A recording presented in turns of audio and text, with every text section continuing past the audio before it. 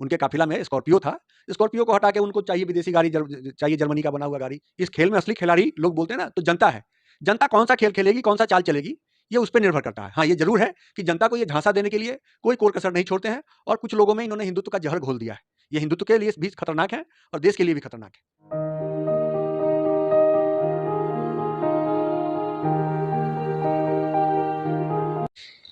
नमस्कार, आप देख रहे हैं सोसाइटी न्यूज। आज मैं मौजूद हूं उत्तर प्रदेश में। आज बात करेंगे उत्तर प्रदेश विधानसभा चुनाव पर। हमारे साथ एक उत्तर प्रदेश के ही संतोष कुमार जी हैं। आज इनसे हम जानेंगे उत्तर प्रदेश में क्या मिजाज चल रहा है इन लोगों का। क्या लग रहा है इस बार चुनाव में? सर, इस बार चुनाव में तो कुछ समझ में नहीं आ रहा है, लेकिन मेरा जितना समझ है उसके हिसाब से मोदी विरोधी लहर चल रहा है।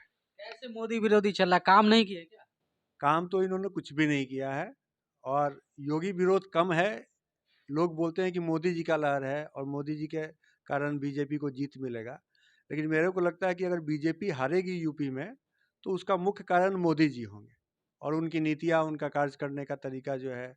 क्योंकि महंगाई पे उनको कुछ नहीं बोलना है, बेरोजगारी पे कुछ नहीं बोलना है, आप कोरोना में लोग मर गए उस पर उनको कुछ नहीं बोलना है। कोरोना का काम तो बेहतर था सर। बेहतर नहीं था। आप एक बात बताएं कि दिल्ली जो देश की राजधानी है, यहाँ ऑक्सीजन के बगैर लोग मर जाते हैं, और हमारे देश के प्रधानमंत्री के कान पे कोई जू नहीं रेंगता है। और दुर्भाग्य है इस देश का, है ना, क्योंकि जो हमारा मेन स्ट्रीम मीडिया है वो सरकार का पोल नहीं खोलता है। मीडिया का काम क्या है? लोकतंत्र का चौथा खंभा है मीडिया। सरकार की कमियों को उजागर करना, ताकि सरकार अपने कर्तव्यों के प्रति जागरूक रहे, सतर्क रहे। लेकिन हमारी जो मेन स्ट्रीम मीडिया है वो तो सरकार का दिन रात गुणगान कर रही है, और जिसके कुप्रभाव में आम जनता बहुत सारी है जो सोचती है कि मोदी जी बड़े अच्छे काम कर रहे हैं। लेकिन लेकिन सर, जिस तरह से रैलियों में भीड़ उमड़ रही है, क्या लगता है? अब यही देखिए, यही दुर्भाग्य है। मोदी जी सुबह में आएंगे या रात में आएंगे राष्ट्र के नाम संदेश में, और लोगों को वो बोलते हैं कि भाई कोरोना का खतरा टला नहीं है, आप सतर्क रहिए, 2 गज की दूरी जरूरी है, मास्क जरूरी है। और वही मोदी जी दूसरे दिन रैली बुलाते हैं, और पुलिस प्रशासन के बड़े बड़े लोग बगैर मास्क का। आपको मालूम है कि रैलियों में तो लोगों को पैसा भी बांटा जाता है। हम आपके माध्यम से मोदी जी तक एक संदेश भी देना चाहेंगे कि मोदी जी, पैसे बांट के रैलियों में लोग आते हैं, उनके आने जाने का इंतजाम किया जाता है, खाने का इंतजाम किया जाता है, सरकारी बस से लोग आते हैं, उनको एक मास्क तो कम से कम वो भी बंटवा दीजिए आप। तो आप इतने कट्टर क्यों हो गए हैं? हैं? सर, मेरा सवाल ये है कि जिस तरह से नाइट कर्फ्यू लगाया गया, कहा जा रहा है कि जनता जो है सुरक्षा करे, अपना मास्क पहने, स्कूल बंद कर दिए गए और बड़ी-बड़ी रैलियां हो रही, क्या इससे क्या लगता है? मैं वही बोल रहा हूँ कि हमारे देश के प्रधानमंत्री को लोगों के प्रति कोई लगाव नहीं है। अगर उनको लगाव होता, वो डिजिटल इंडिया की बात करते हैं। आज के डेट में घर घर में टीवी पहुंच गया है। प्रधानमंत्री जी जब भी संदेश देने आते हैं, सब लोग बड़े ध्यान से सुनते हैं। वो कर सकते थे, वो एक एग्जाम्पल सेट कर सकते थे। लेकिन कट्टरता का आलम यह है कि लोग मरे तो मरे, मोदी जी को भीड़ चाहिए, रैली चाहिए, क्योंकि उनको लोकतंत्र के नाम पे राजशाही की तरह वो देश को चला रहे हैं।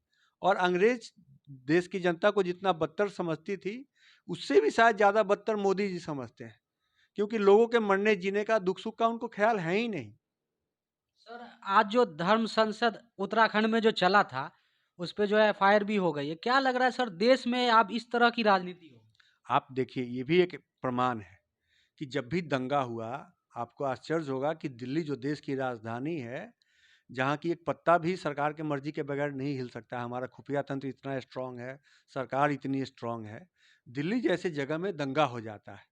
और जब दंगा होता है तो हम, भूल जाइए आप 2 मिनट के लिए, मैं उस मानसिकता का नहीं हूँ, लेकिन मैं भूल जाता हूँ कि चलो सैकड़ों मुस्लिम मारे गए, मैं बड़ा खुश हूँ। लेकिन मुझे इस बात का तो दुख होगा कि हमारे 20 हिंदू भाई भी मारे गए।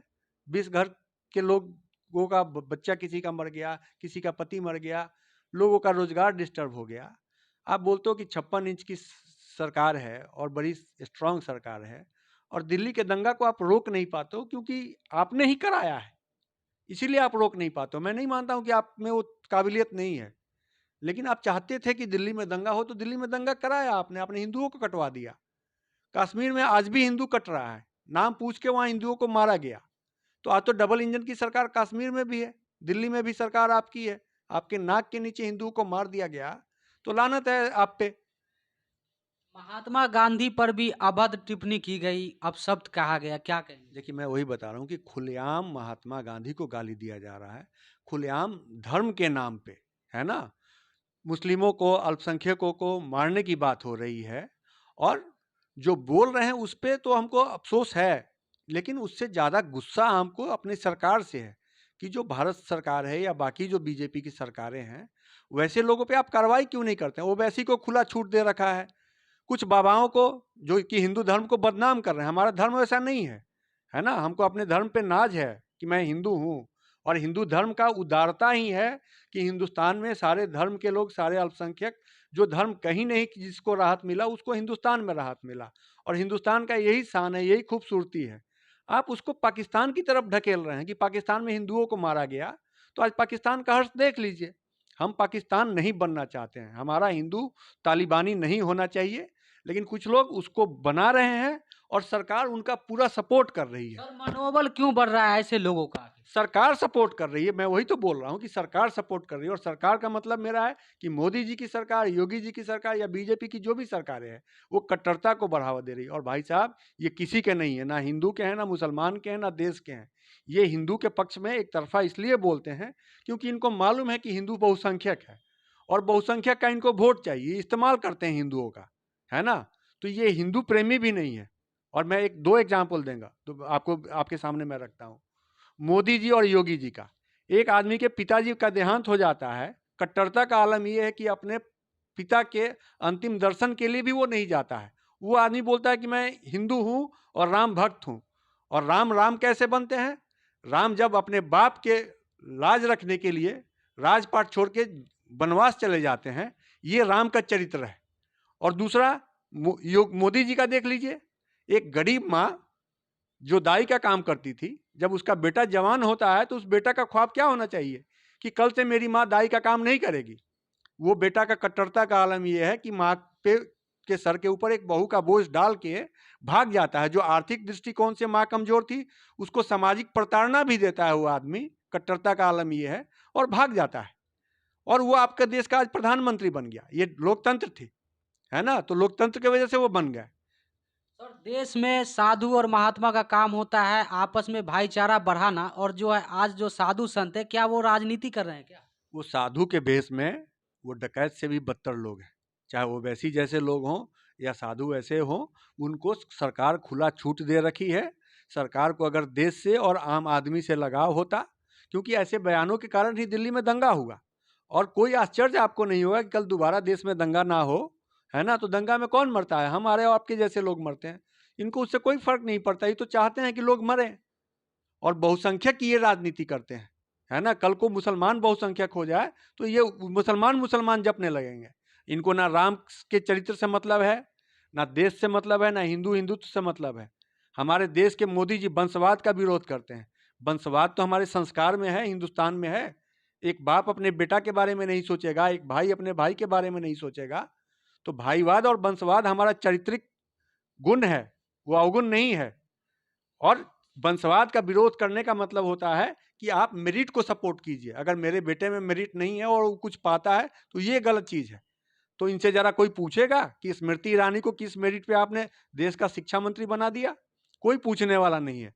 और मोदी भक्त जो भी हैं, वो सब अंधे बने हुए हैं।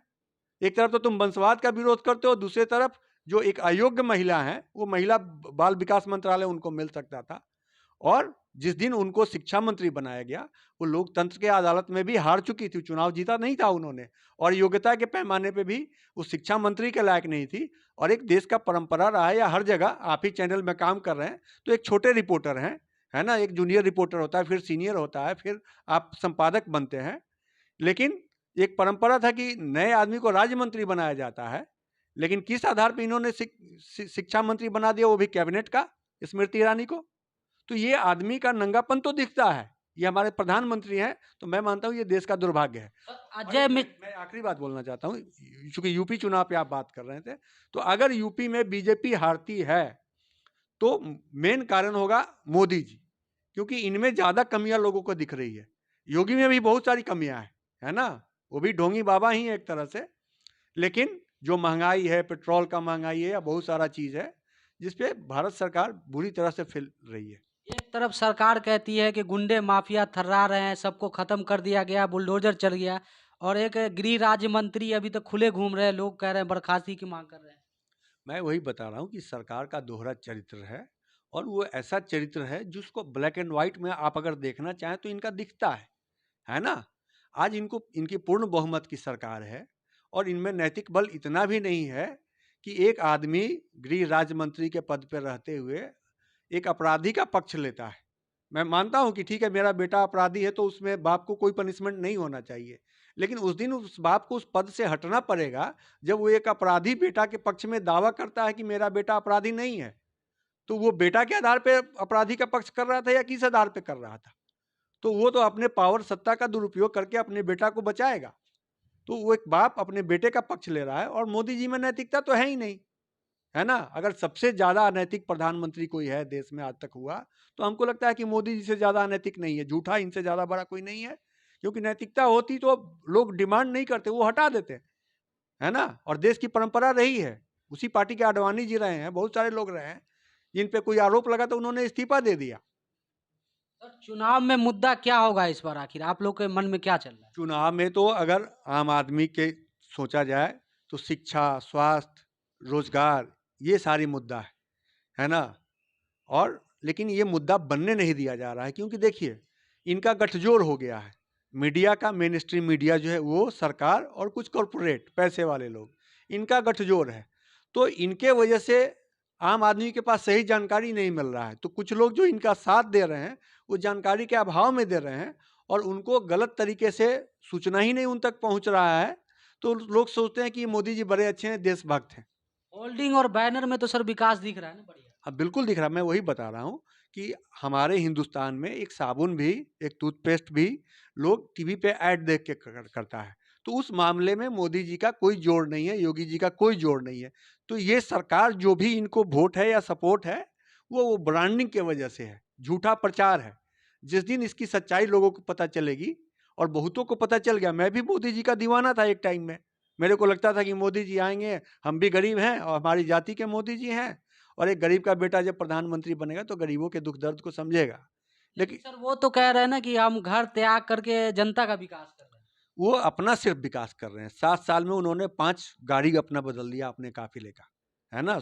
बात स्वदेशी की करते हैं, लेकिन उनको शौक है विदेशी गाड़ी का, है ना? उनके काफिला में स्कॉर्पियो था, स्कॉर्पियो को हटा के उनको चाहिए विदेशी गाड़ी, चाहिए जर्मनी का बना हुआ गाड़ी, सर, है एक ना? आखिरी सवाल है, योगी जी जो कह रहे हैं इस बार 300 पार, इसको कैसे देखते हैं? नहीं, दावा करते रहे, है ना? ये तो देखिए, इस खेल में असली खिलाड़ी लोग बोलते हैं ना, तो जनता है। जनता कौन सा खेल खेलेगी, कौन सा चाल चलेगी, ये उस पे निर्भर करता है। हाँ, ये ज़रूर है कि जनता को ये झांसा देने के लिए कोई कोर कसर नहीं छोड़ते हैं, और कुछ लोगों में इन्होंने हिंदुत्व का ज़हर घोल दिया है। ये हिंदुत्व के लिए भी खतरनाक है, और देश के लिए भी खतरनाक है। तो आप देख रहे थे सोसाइटी न्यूज, नमस्कार।